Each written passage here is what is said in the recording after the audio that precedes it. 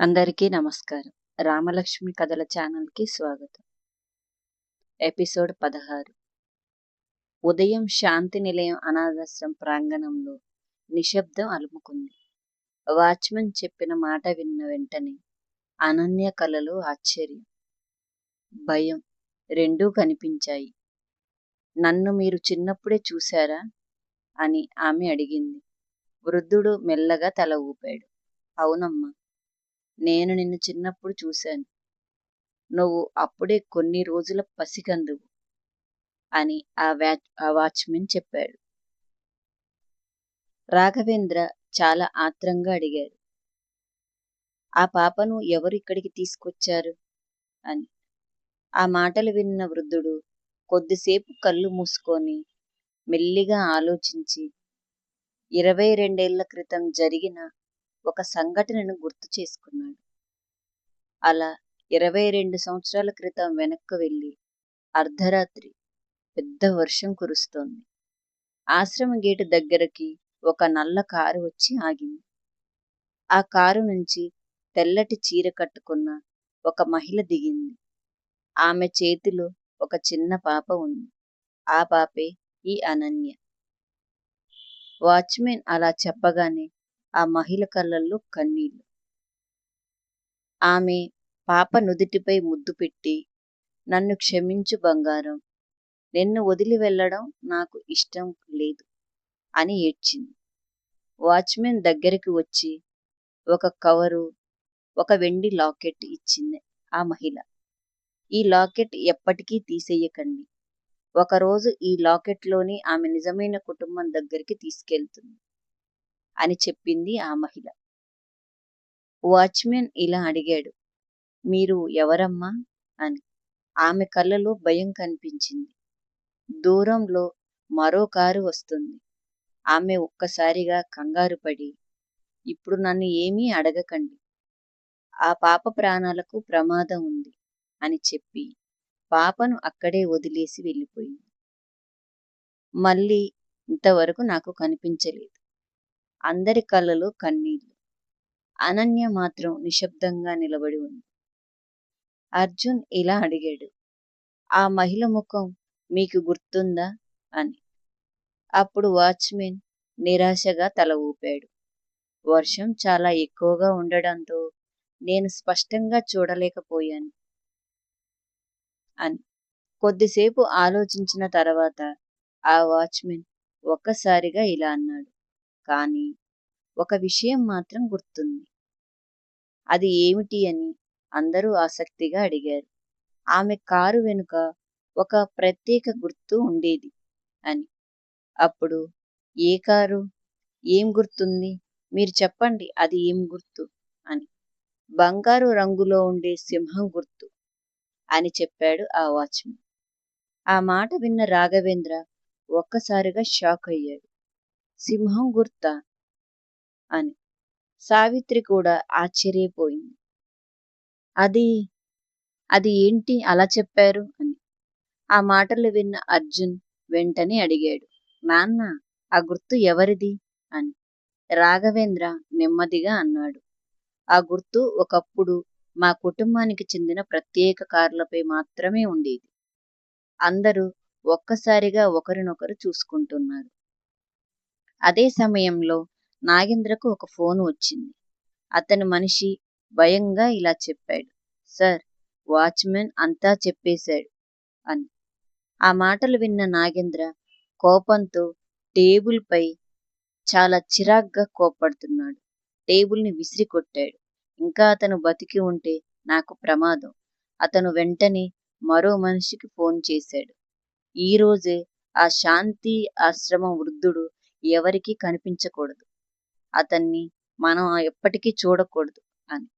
అలా సాయంత్రం అనన్య, అర్జున్ వాచ్మెన్ కారులో వర్మ మ్యాన్షన్ హౌస్ కు తీసుకెళ్తున్నారు. మధ్యలో ఒక భారీ ట్రక్ వేగంగా వచ్చి వారి కారుకు ఎదురుగా వచ్చింది. డ్రైవర్ గట్టిగా అరిచాడు, సార్, బ్రేక్ పనిచేయడం లేదు అని. అర్జున్ వెంటనే స్టీరింగ్ తిప్పాడు. రోడ్డు పక్కకు బలంగా ఢీ కొట్టింది. అనన్య తలకు చిన్న గాయం అయింది. అర్జున్ వెంటనే ఆమెను బయటకు తీసుకొచ్చాడు. అనన్య, కళ్ళు తెరువు అని కంగారు పడ్డాడు అర్జున్. ఆమె మెల్లగా కళ్ళు తెరిచింది.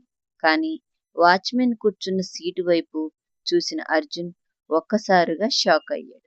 ఎందుకంటే వాచ్మెన్ కనిపించలేదు. కారు తలుపు తెరిచే ఉంది. రోడ్డు మీద అతని కర్ర మాత్రమే పడి ఉంది. అంటే వాచ్మెన్ను ఎవరో కిడ్నాప్ చేశారు. నాగేంద్ర కుట్ర బయటపడుతుందా?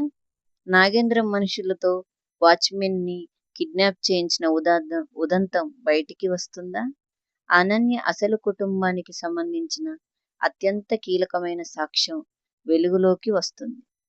ఎపిసోడ్లో భారీ ట్విస్టుతో ఉంటుంది. రాత్రి వర్షం ఇంకా కురుస్తూనే ఉంది. రోడ్డు పక్కన ప్రమాదానికి గురైన ఒక కారు. అర్జున్, అనన్య ఇద్దరు ఆందోళనగా చుట్టూ చూస్తున్నారు. వాచ్మెన్ ఎక్కడికి వెళ్ళిపోయాడు అని. అర్జున్ గట్టిగా అరిచాడు. పోలీసులు కూడా చుట్టుపక్కల వెతికారు. కానీ వాచ్మెన్ ఆచూకీ మాత్రం దొరకలేదు. అదే సమయంలో నగరానికి దూరంగా ఉన్న ఒక పాత గోదాములో వాచ్మెన్ను కుర్చీకి కట్టేసి ఉంటారు. నాగేంద్ర ఇంకా అతని మనుషులు ఆ కుర్చీకి కట్టేసిన వృద్ధుడి ఎదుట నిలబడి ఉన్నారు. ముఖంలో క్రూరమైన నవ్వు. నాగేంద్ర, ఓయ్ ముసలివాడా, ఇన్ని సంవత్సరాలు నోరు మూసుకొని ఉన్నావు కదా, ఇప్పుడు ఎందుకు మాట్లాడాలని అనిపిస్తుంది నీకు అని నాగేంద్ర ఆ వాచ్మెన్ను బెదిరిస్తున్నాడు. ఆ మాటలు విన్న వాచ్మెన్ ధైర్యంగా ఇలా అన్నాడు. నిజం ఎప్పటికైనా బయటికి వస్తుంది నాగేంద్ర అని. నాగేంద్ర కోపంతో అతని కాలర్ పట్టుకున్నాడు. అనన్య నిజం తెలుసుకుంటే నా ఆట ముగిసిపోతుంది. వాచ్మెన్ ఆశ్చర్యంగా అడిగాడు. అంటే ఆ పాపకు జరిగిందంతా నీకు తెలుసన్నమాట అని. నాగేంద్ర ఒక్కసారిగా మౌనంగా నిలిచిపోయాడు ఆ వృద్ధుడి మాటలకు. తన నోటి నుంచి నిజం బయటపడిందని గ్రహించాడు. అప్పుడే బయట ఒక మనిషి పరిగెత్తుకుంటూ వచ్చాడు. సార్, పోలీసులు అన్ని రోడ్లని చెక్ చేస్తున్నారు అని చెప్పాడు నాగేంద్ర మనిషి. ఆ మాటలు వెంటనే నిర్ణయం తీసుకున్నాడు నాగేంద్ర. వీడిని ఇక్కడి నుంచి తప్పకుండా మరో చోటికి తీసుకెళ్ళండి అని చెప్పి నాగేంద్ర మనుషులకు చెప్పాడు నాగేంద్ర. మరోవైపు వర్మ హౌజులో అనన్యకు డాక్టర్ చికిత్స చేస్తున్నాడు. చిన్న గాయం మాత్రమే కావడంతో అందరూ ఊపిరి పీల్చుకున్నారు. కానీ అర్జున్ మాత్రం చాలా కోపంగా ఉన్నాడు. ఇది యాక్సిడెంట్ కాదు, మనపై ప్లాన్ చేసిన ఒక దాడి. ఇంతలో విక్రమ్ లోపలికి వచ్చాడు. సార్, కారును పరిశీలించాం. బ్రేక్ ఆయిల్ పైపును ఎవరో కావాలని కట్ చేశారు అని చెప్పాడు విక్రమ్. ఆ మాటలు విన్న వాళ్ళందరూ ఒక్కసారిగా షాక్ అయ్యారు. రాఘవేంద్ర గంభీరంగా అన్నాడు. అంటే మన కుటుంబంలో జరుగుతున్న ప్రతి సంఘటన ఎవరో ఒక వ్యక్తి వెనక నుండి నడిపిస్తున్నాడు అని. అదే రాత్రి అనన్యకు నిద్ర పట్టలేదు. ఆమె బాల్కనీలో నిలబడి ఆకాశాన్ని చూస్తోంది. అర్జున్ నెమ్మదిగా ఆమె దగ్గరకు వచ్చాడు. అనన్య, భయంగా ఉందా అని అడిగాడు. అనన్య చిరునవ్వుతో, నా కోసం కాదు సార్, నా నిజం తెలుసుకునే లోపే నా వల్ల ఇంకెవరికి ప్రమాదం జరుగుతుందో ఏమో అని నాకు చాలా భయంగా ఉంది అని చెప్పింది అనన్య. అర్జున్ ప్రశాంతంగా అన్నాడు. నువ్వు ఒంటరిగా లేవు అనన్య. ఇప్పటి నుంచి నీకు ఏ ప్రమాదం వచ్చినా ముందు నన్నే దాటాలి అని. ఆ మాట విన్న అనన్య కళ్ళలో కన్నీళ్లు తిరిగాయి. మొదటిసారి ఆమెకు నిజమైన భద్రత లభించిన భావన కలిగింది. మరుసటి రోజు ఉదయం విక్రమ్ ఒక కొత్త సమాచారం తెలుసుకున్నాడు. సార్, శాంతి నిలయం పాత రికార్డులు కాలిపోయినా వాటి డిజిటల్ కాపీలు జిల్లా చైల్డ్ వెల్ఫేర్ ఆఫీసులో ఉండవచ్చని తెలిసింది అని చెప్పాడు విక్రమ్. ఆ మాటలు విన్న అర్జున్ చాలా ఆనందంగా ఉంది అన్నాడు. అదే మనకు చివరి అవకాశం. ఇక మనం ఖచ్చితంగా ఆ డిజిటల్ కాపీ ద్వారాగా నిజం తెలుసుకోవచ్చు అనుకున్నాడు అర్జున్. నాగేంద్ర మనిషి దూరం నుంచి విని వెంటనే నాగేంద్రకు ఫోన్ చేశాడు. సార్, వాళ్ళు జిల్లా వెల్ఫేర్ చైల్డ్ ఆఫీస్కి వెళ్తున్నారు అని చెప్పాడు. నాగేంద్ర నెమ్మదిగా నవ్వాడు. వాళ్ళు అక్కడికి వెళ్ళేలోపే నేను అక్కడ ఉంటాను. జిల్లా చైల్డ్ వెల్ఫేర్ ఆఫీస్ ఒక పాత కంప్యూటర్లో 22 సంవత్సరాల క్రితం ఉన్న డిజిటల్ రికార్డు ఓపెన్ అవుతుంది. స్క్రీన్పై ఇలా కనిపించింది: పాప పేరు. ఫైల్ పూర్తిగా ఓపెన్ అయ్యేలోపే ఒక నల్ల గ్లౌజ్ వేసుకున్న వ్యక్తి కంప్యూటర్ పవర్ను కేబుల్ని లాక్ చేసేశాడు. స్క్రీను బ్లాక్ అయిపోయింది. అతను నెమ్మదిగా తిరిగి చూశాడు. అతని ముఖం కనిపించలేదు.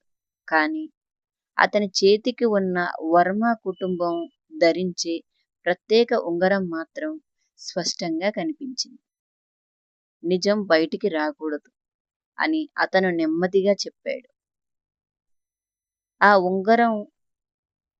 ఆ ఉంగరంపై జూమ్ అవుతుంది కెమెరా. చైల్డ్ వెల్ఫేర్ రికార్డుల్లో అసలు ఏముంది? వర్మ కుటుంబం ఉంగరం వేసుకున్న ఆ రహస్య వ్యక్తి ఎవరు?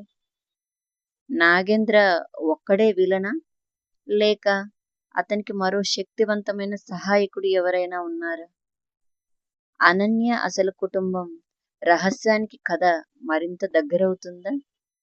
అనన్య నిజంగా ఒక ధనిక కుటుంబానికి సంబంధించిన అమ్మాయేనా? ఆ ధనిక కుటుంబానికి సంబంధించిన ఫ్యామిలీలో అనన్యకి ఎవరైనా శత్రువులు ఉన్నారా? నెక్స్ట్ ఎపిసోడ్లో తెలుసుకుందాం. Thank you.